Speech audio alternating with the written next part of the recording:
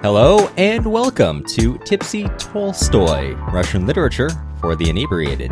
I'm Matt Gerasimovich, a PhD student in Russian Lit. This week, I found out that my fire department was doing a fire safety demonstration not too far outside my window, and for a moment today, I thought all was lost as I saw smoke coming from the parking lot across from my window. Did you feel strangely okay with it? Yeah, I mean, it was fine. It was okay. Well, in addition to that, I am Cameron Lalana, and guess who has two thumbs and realized yesterday morning that I've been paying for Adobe and Hulu for well over a year without using either of those services. Huh. Yeah, this guy. So, Well, you know. Yeah, it was good. I really enjoyed that discovery. Anyway. This is a podcast where me and my good pal Cameron get to unwind from our week with some Russian literature and a Hulu subscription or two. This week, we're going to be taking a look at some more Mikhail Bulgakov in his novella? Short story? One of the two. It's called Morphine. We're reading from a collection called A Country Doctor's Notebook, which you can buy if you're interested in through our affiliate links on our website. Yes, and if you'd like a say in what we're going to be reading next, maybe more Bulgakov, maybe we just become a Bulgakov podcast, you can head on over to... Probably will be. Probably will. Within like 5 months, we'll get there. We'll just start talking about Master and Margarita and never stop. Never gonna stop. Well, you can head on over for maybe changing the direction, maybe, making sure this is the direction we go at patreon.com/tipsytolstoy. For as little as $3 a month, you can keep your favorite Russian literature podcast running and join in on fun events like movie nights on Discord.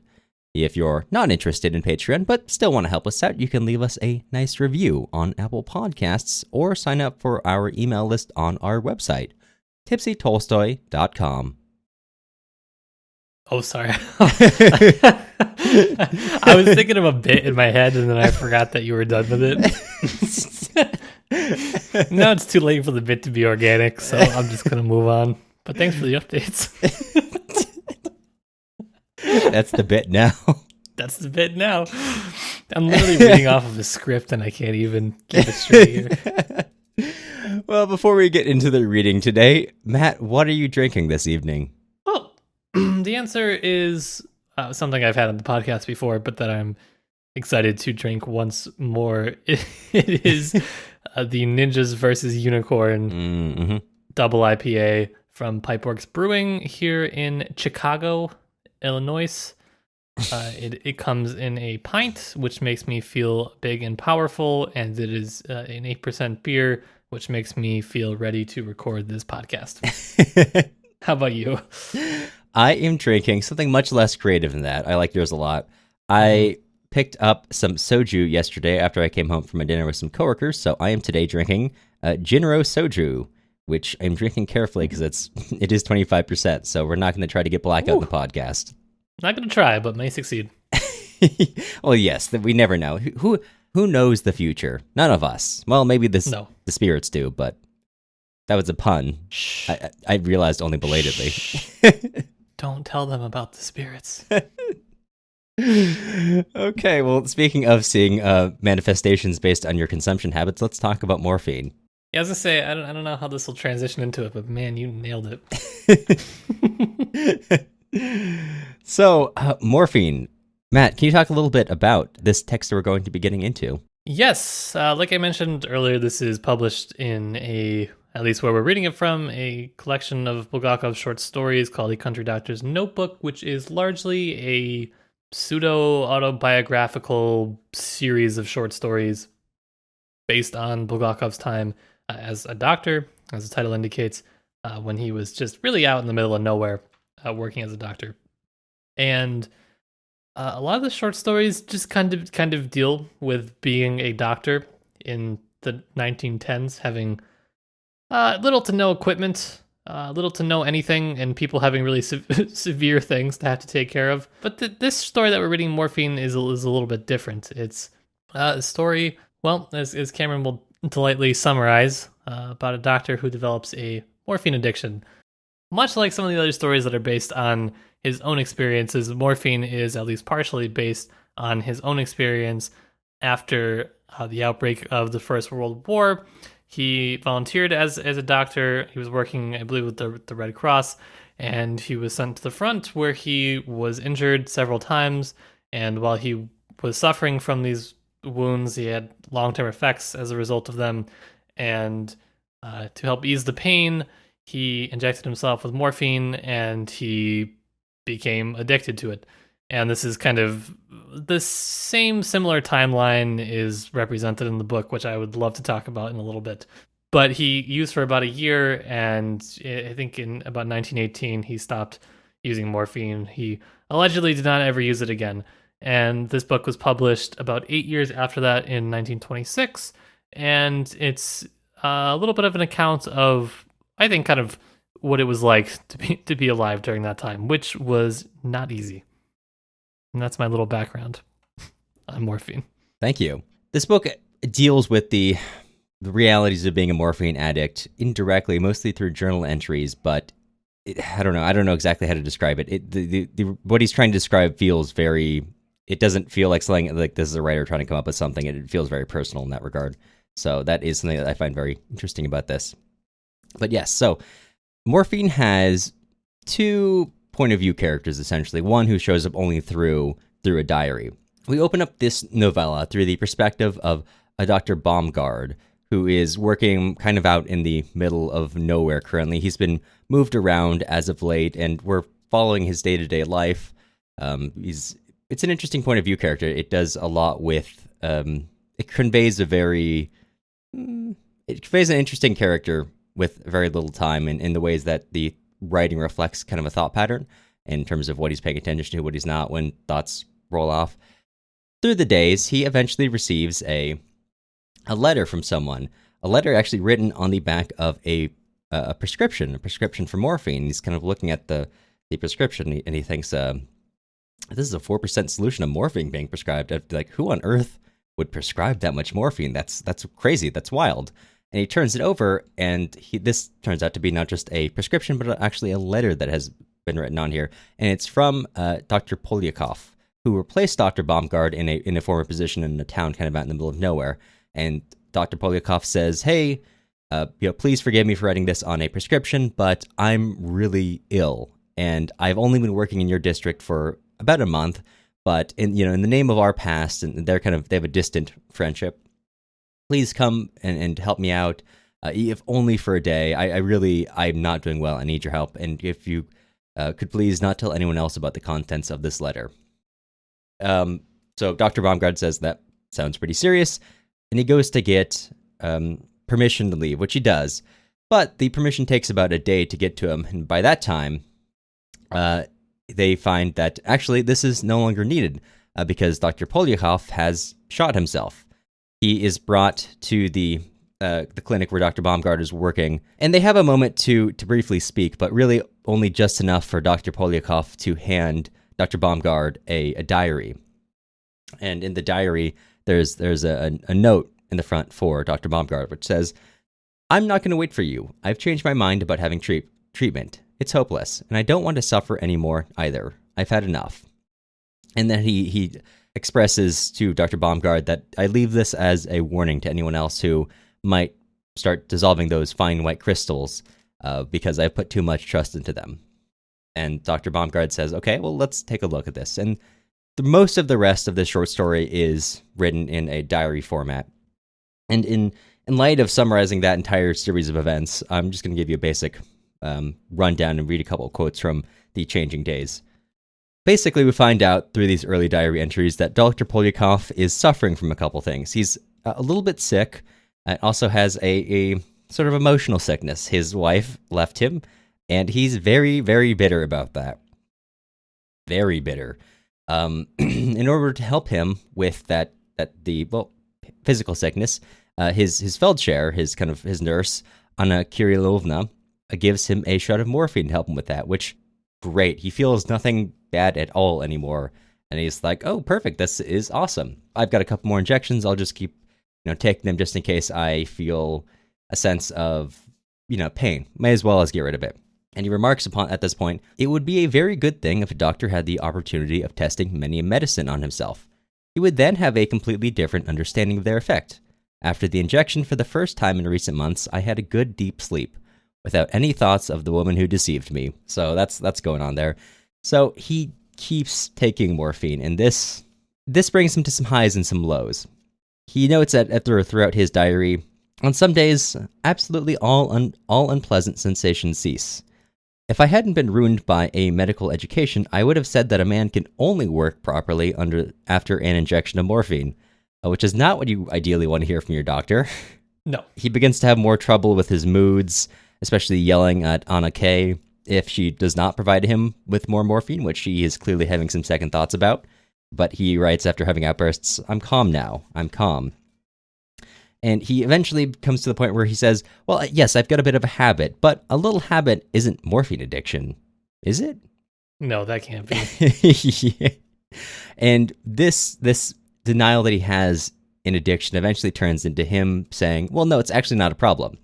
It doesn't affect my capacity for work at all. On the contrary, I live all day on the nocturnal injection of the day before. He takes 2 per day, 1 in the morning, 1 in the evening.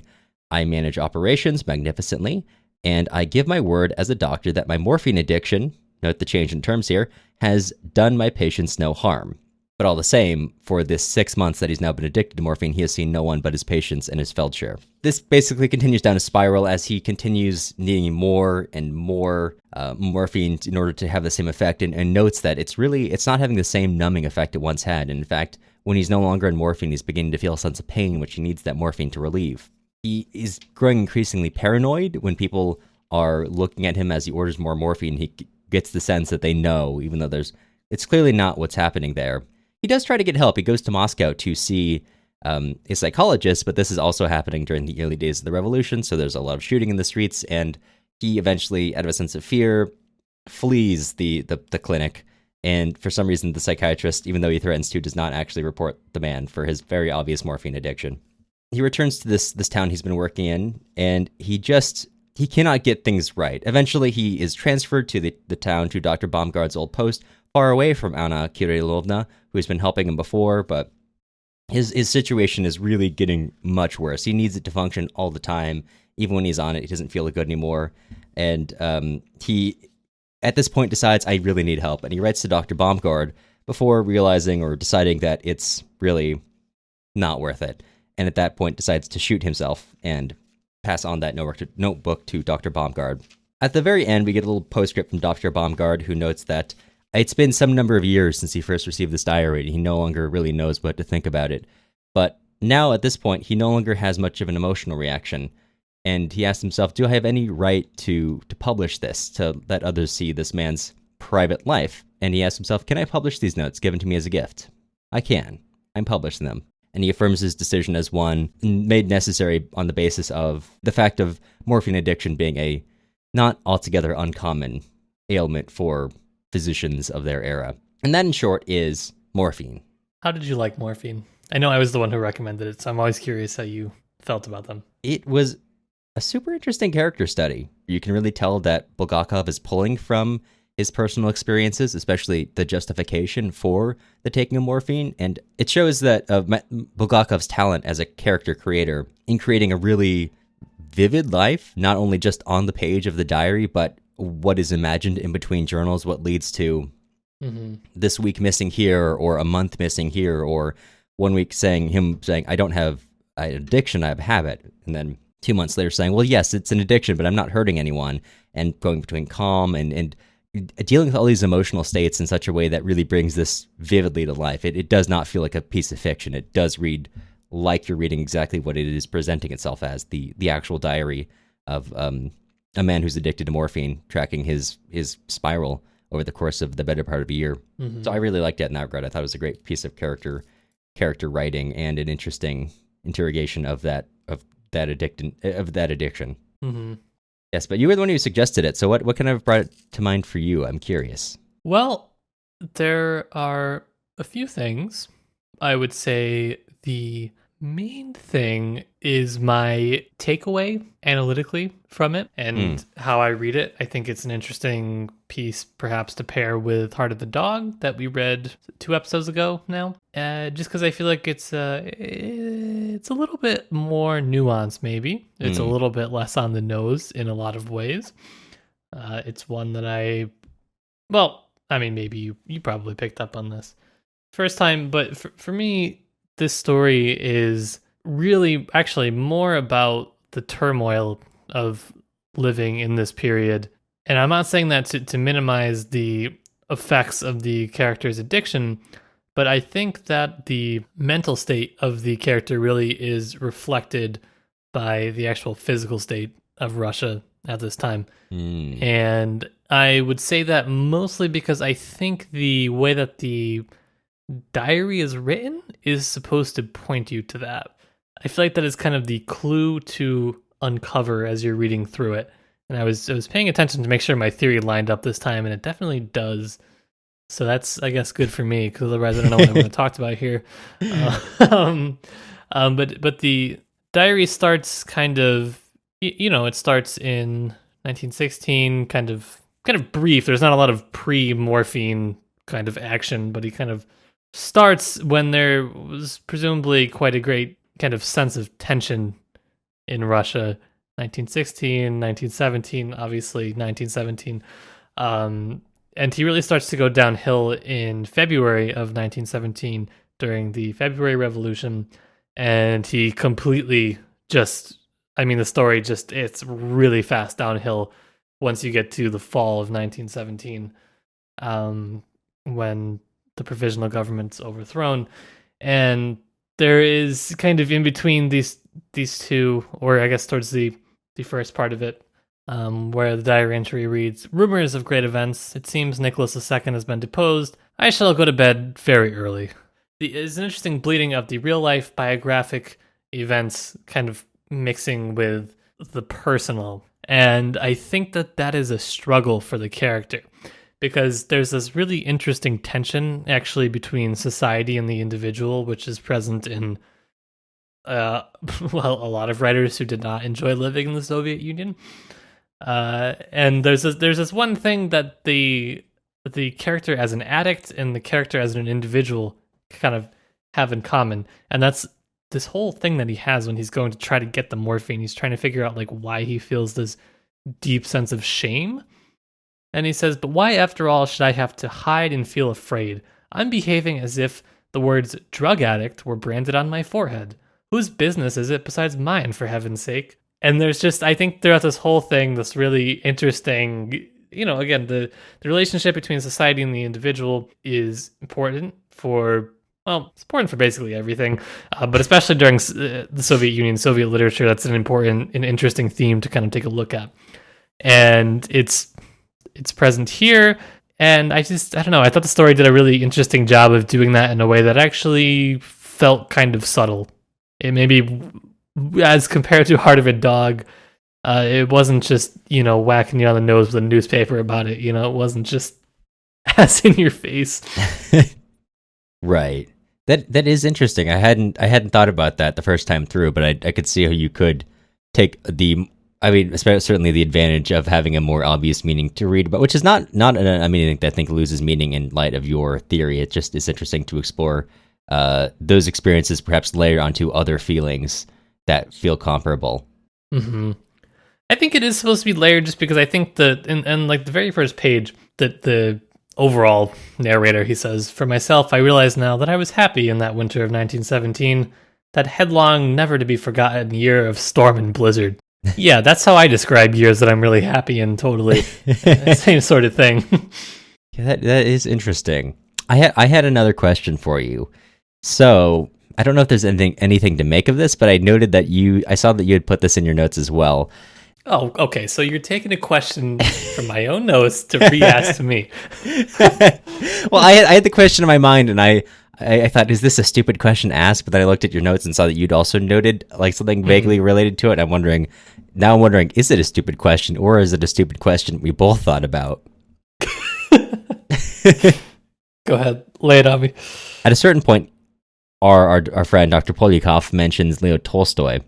So he's currently on morphine as he's writing, and he compares his experience to a character from War and Peace, Petya Rozrov, who experiences something similar, and he kind of notes Leo Tolstoy is a remarkable writer, which is just kind of a bit of a weird aside in and of itself. But I couldn't help but I was just wondering if there's any connection between our friendly Anna Kurilovna, or Anna K, as she's referred to for the majority of the book, who our doctor, Dr. Bulgakov, comes around to fall in love with in a weird way, more so as kind of a codependent figure, dependent on her providing the morphine, which she tries to avoid doing, but feels a sense of obligation clearly over the sense of the book and taking care of him, as she was the one who introduced him to the morphine.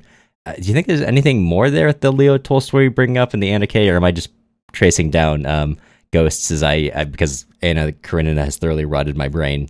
Well, I think Anna Karenina definitely just stays in your brain forever after you read it. But I don't know exactly what the point of it here is, and I have a few theories. But it has to be 100% intentional, just because you don't make a series of references like this and then it doesn't mean anything. Especially in Russian literature, it's weird to make... In Russian literature, if you think something's an Anna Karenina reference, it probably is. That's just kind of how it goes. And I think it's interesting that Bulgakov uses Anna's full name for part of the diary entries and the earlier part of the diary entries, but then generally speaking, later in the diaries, he just refers to her as Anna K. And you might just read that as a man who is just shortening the name, and that you don't ascribe anything to it.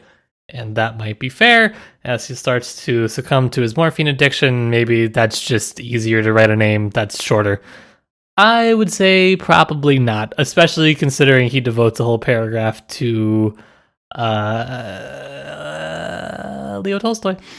It just seems like if you're going to give a pretty long paragraph to Tolstoy and our good pal Petya Rostov, that if you're going to do that it's intentional.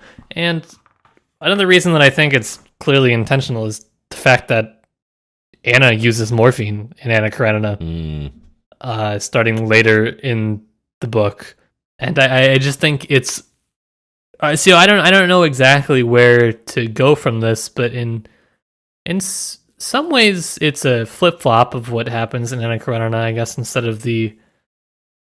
Well, I don't even really know how to draw this comparison because they're just like such different works. But I have a few theories. Okay. One of them is that Tolstoy kind of potentially... Now, I'm not saying I agree with... I'm getting caught up in a web of my own thoughts here. So when I talk about what I think Tolstoy may have done, I'm not saying I agree that this is 100% of what he did, or that I agree with the gist of it. But one of the things I think he could have been doing was he could have been giving an actual kind of physical attribute to Anna's moral deterioration after she cheats on Karenin.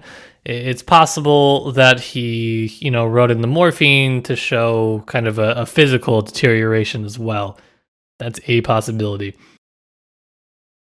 Here you have the character who, actually, in contrast to that, is physically corrupted, I guess you could say, first. And then there is this kind of mental debate that he has this whole time of, can I actually serve my patients? And because it's 1917 Russia, the answer is, yeah, I guess it's better than nothing, so why not? But as you're kind of reading it today, you're like, wow, that's kind of a disservice to your patients that you're serving when you're admitting that you can't even keep your hands from shaking and that you can focus on nothing except the morphine. That you're continuing to treat patients. And it's not super clear here, but the patients that he is treating are, if you read the rest of A Country Doctor's Notebook, which I suggest you do, it's super interesting. It's not great, I gotta say. Not a great situation for people being treated. So, on the one hand, there's this kind of dilemma or relationship between moral and physical and how those kind of interplay.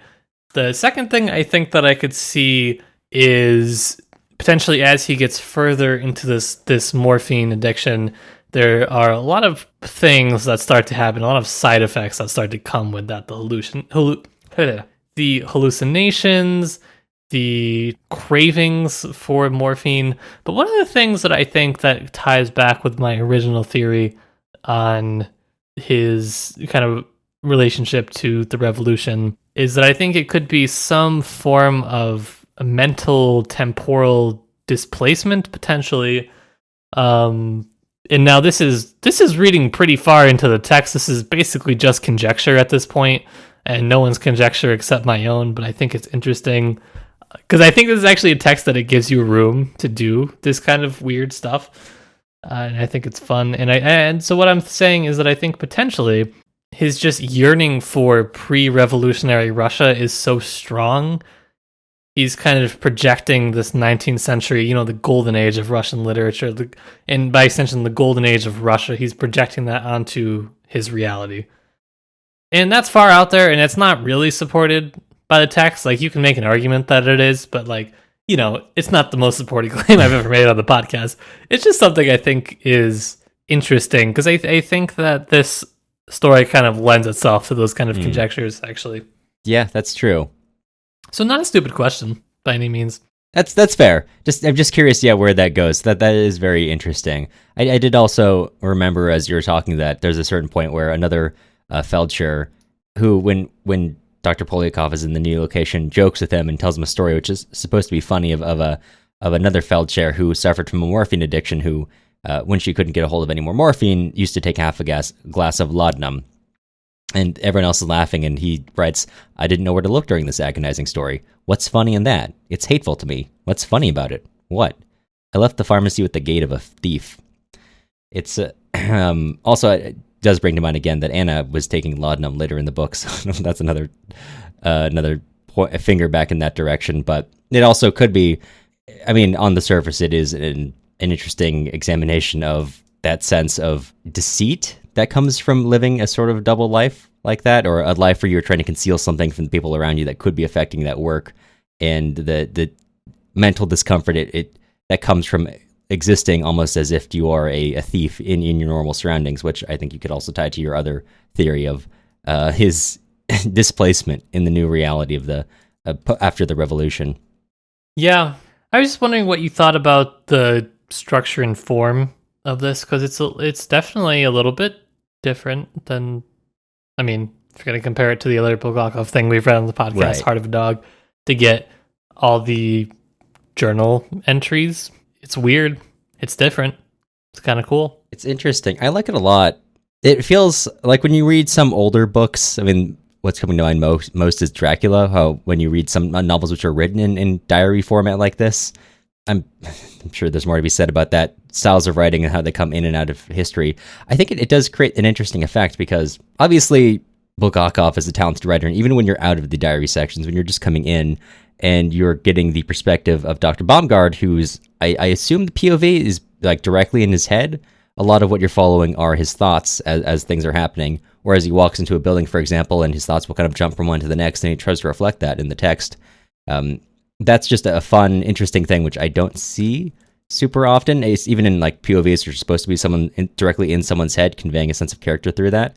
I think that there's a certain advantage in just the whole the sense of it being a diary provides a sense of freedom, in that it does provide, I guess, a reasoning in book reasoning for why the thoughts are travel as much as they do, which gives him more space to play around with the feelings, the emotional reality of what this character is happening, as some diary journeys are about the news, Nicholas II being toppled, or how he feels, the vomiting he's been having that day. And other sections are written as if they are a sort of play, him talking to Anna and dipping in and out, talking about Leo Tolstoy, and him speaking with Anna Kay as his ex-wife, who is portrayed by the character M. Neris, from a play that she was an opera singer, so that's a character she had played. As Amneris is singing in the background, him speaking to Anna in these kind of weirdly trippy, not visuals, because that's not really what's happening here. It really is written like a stage play in that part. It allows a lot of creativity in that, and to explore a lot of some themes. And I don't know. I think it's a really interesting format on that front. What do you think about the format? I think a couple of things on the format, actually, just kind of historically as well, is what I was thinking about a little bit. because I did a lot of, well, I don't even know if you can't really draw this comparison necessarily, but for me, myself, I do a lot of research on Russian futurism, and one of the really big things that comes through futurism and modernism is really that starts to come to the forefront and is utilized extensively by these groups is the fragment. And this gives almost I want to call it almost like a pseudo fragmentary approach, because it's the diary where pages are ripped out of it. So there's this really interesting thing, and this is like several layers of layers, because you have a guy publishing a diary that has been edited by the guy whose diary it actually is. So you have this interesting effect as the reader trying to figure out like the truth of it. What is true? What has happened? How have these pages that have been ripped out? How does this affect my understanding of what is actually happening? And I think my reading of it is that Bulgakov kind of tears pages out in a sort of self-preservation to take out things that make him look bad. And that's kind of what you're led to believe. But there's all sorts of reasons that could cause someone to do that. There's a lot of different reasons. That's, I guess, like, someone could look bad. So when it's just like, oh, there's like this many pages torn out, I'm kind of like, well, what was torn out? I want to know.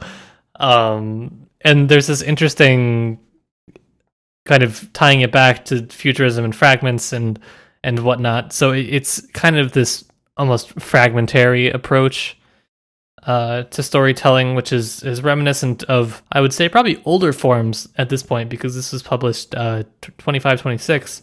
And this is probably when the fragment starts to kind of leave Russia.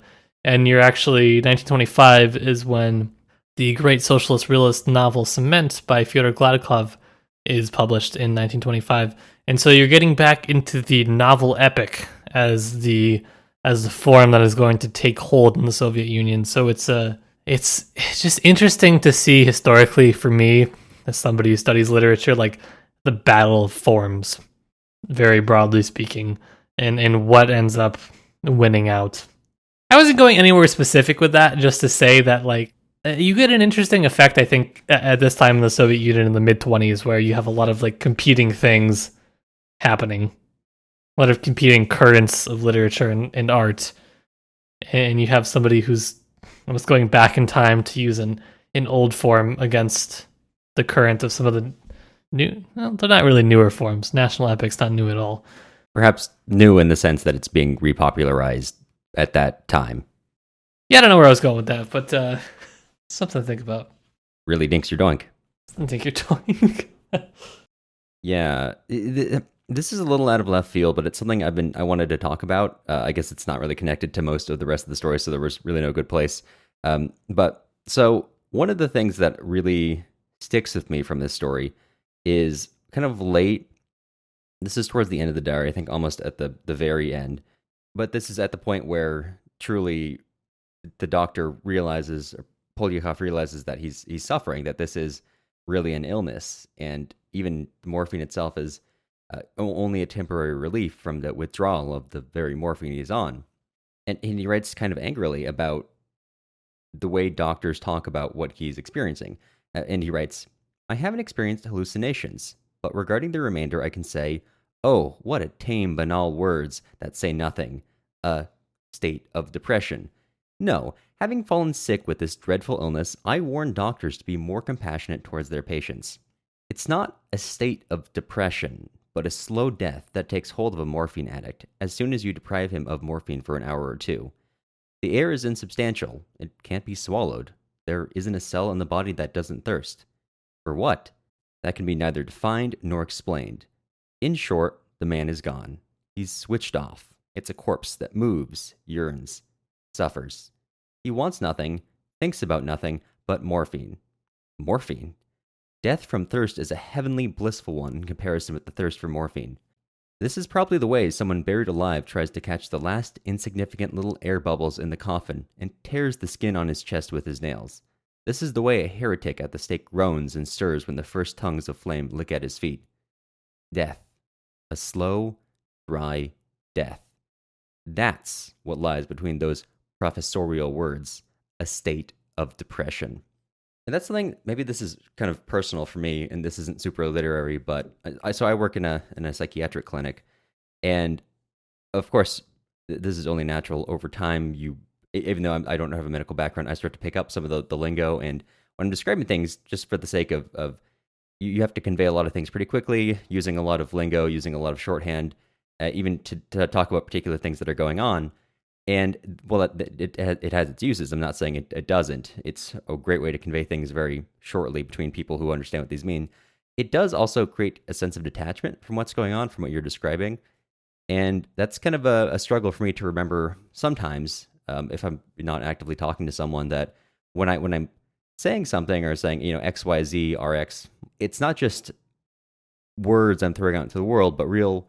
There are people. There's a human story underneath each one of these cases. And while, medical terminology, again, they're useful, it can also create a kind of distance between you and the people that you're working with, especially if they're not directly in front of you. So I think this is it's really interesting. And I remember I read an article, and I'll see if I can find this and put this in the show notes, which was kind of talking about the place of morphine in the world. It was more broadly about morphine addiction in this era, but it did make the argument that more industry specific literature needed to be written by doctors who have experience and can write fiction and literature that rings true, that as it comes from real experiences, in order to help other doctors or even lay people better understand these things or share kind of these kinds of wisdom. And I think this is one of those cases where of course, this is a story, but this is almost a real, it's a real ask of people who are reading this to remember when we talk about people that we may use shorthand, we may use labels, but it's not just that. It's a feeling, it's a life, it's a deep, very difficult to describe thing that someone's going through. And there's a need in all of us to kind of recognize that. And it's something that we can often use, and even outside of this context, just remembering when we're looking at the world that people and experiences are not just labels, but something that's vaguer and much harder to define. That's what a lot of this collection ends up being about, is Bulgakov's beef with medical terminology, actually, and medical school as it was back then. And basically, a lot of these stories are about how he was just woefully underprepared for actually having to do anything hands-on, and how he has to kind of learn. He's not bashing learning by the book necessarily, but he is definitely saying in a lot of these stories that learning should also be accompanied with hands-on learning, because there's no substitute for knowing what a feeling feels like, I guess, in some ways, and knowing how to actually perform an operation. And it's just, everything's much different than it is actually described, and it's amplified probably most in Morphine when he's going through the disease himself, and not, it's not just like he's performing an operation, he's like, oh, I have to figure it out. This is much different. It's much more personal, much more individual in this story. That's why I like it. It's good. Yeah, it was super interesting. It really held my attention the whole way through. When I have some time, I really want to go through the rest of A Country Doctor's Notebook, because it's kind of, it's wet my whistle. I'm interested. But be that as it may, I think that's about all we're looking to cover in this episode. So, Matt, I got to ask you, on a scale of 1 to Yeltsin, how drunk are you? I feel like I gotta be a solid 7, because I think I've missed every cue I was supposed to do from the script that we're reading from. You handled it with grace. Yeah, it's graceful. It's a difficult job, graceful, but someone has to do it. I would say that I'm how'd you also a 7. I keep forgetting that I'm drinking a very high ABV beverage, and just like swig it as normal. So I have gotten up there over the course of the episode, as you may have figured out from my kind of disjointed thoughts on medical terminology towards the end there. Okay. But yes, so my inability to pay attention aside, what are we going to be reading next time, Matt? Now that I've implanted it in everyone's mind already throughout the episode, which was just an absolute seamless plug, but also kind of relevant to my point, so it's okay. We're enhancing the literary element of this podcast by introducing features like foreshadowing into the very podcast itself. Basically. No, next episode we're going to be reading the first half of Cement by Fyodor Gladkov, and we're going to be doing just a dash of contextualization from Katerina Clark's study, The Soviet Novel. So I would highly recommend, if you've not read Cement, which I am guessing, I don't know why you would have read Cement at any point in your life, because, again, why would you have read that? It's such a weird book to have read. But if you haven't read it, I 100% suggest that you read along with us, because I promise you it will be much different and actually much better than you think it will end up being. So if you're planning on reading along with us, please be sure to pick it up through our affiliate links on our website, tipsytollstory.com. We earn a little bit of money from qualifying purchases, and it is much appreciated. After spending some dozens of pages reading about farming techniques, and also law for some reason in Anna Karenina, we're now moving on to the grown-up version where we just read about a man making a factory work for 300 pages. Karen, it's about the triumph of the proletariat. My goodness, how could you joke about such a thing? Canceled. The Soviets are about to cancel me all the way to Siberia. All right. Sounds too... I'm not going to... All right. Before we let you go, we want to extend a sincere thank you to all of our current patrons. So far, we've got Drew, Jeff, Janice, Anne, Emily, Jesse, Madeline, Alex, Daniel, Irini, Paige, Darren, Larkin, Lou, Brandon, Allison, Gary, Cole, Daniel, Jack, Lucy, Alex, and Roland. Podcasting, for some reason, is not free, and grad school, for yet another reason I don't understand, doesn't pay very well. So if you're interested in joining with our current patrons to keep the show running, take a look at our Patreon at patreon.com/tipsytolstoy.